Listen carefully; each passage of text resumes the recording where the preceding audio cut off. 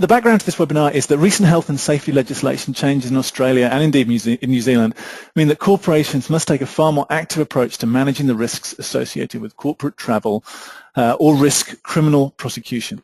To cover the topic today and to give us a guidance, we have Alana Titterton and Tony Ridley.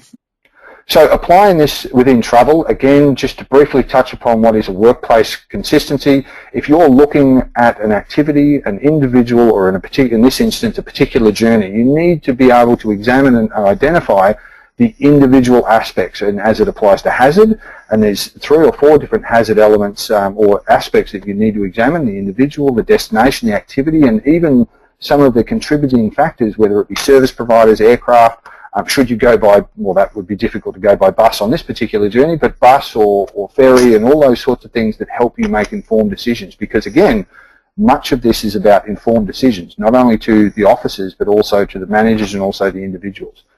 Next slide, please. So this then becomes a process of identifying what is those hazard elements, what are the required control measurements. Now, this is a pre-travel booking. This is a pre-conduct of activity.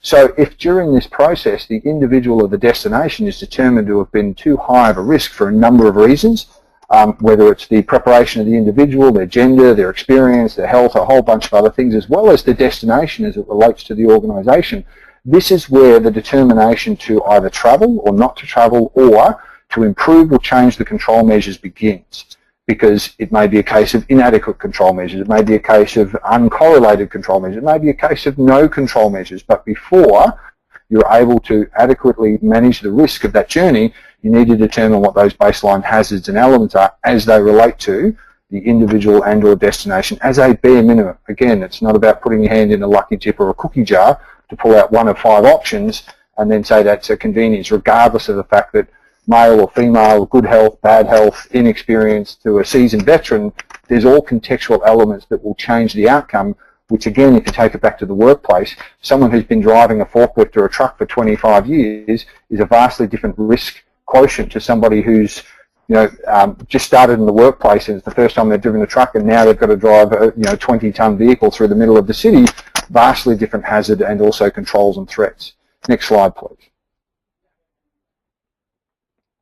Next slide.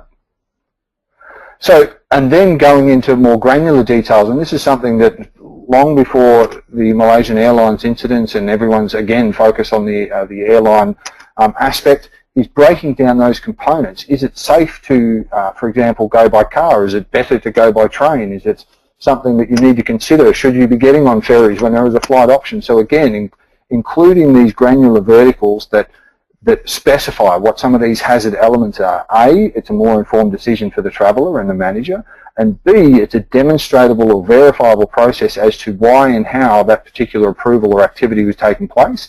And in most instances, based on my experience of doing tens of thousands of these cases and some very well-known cases around the world, is that you can eliminate or reduce or substitute 90% of those graphic, horrible events that occur to individuals if you've done this at the front end. And this is the whole pretext of health and safety, and the reasons why the laws are very prescriptive is because you should not be dealing with the after effects and the horrible outcomes because you've skipped too many steps in the procedural element or the avoidance or substitution of risk.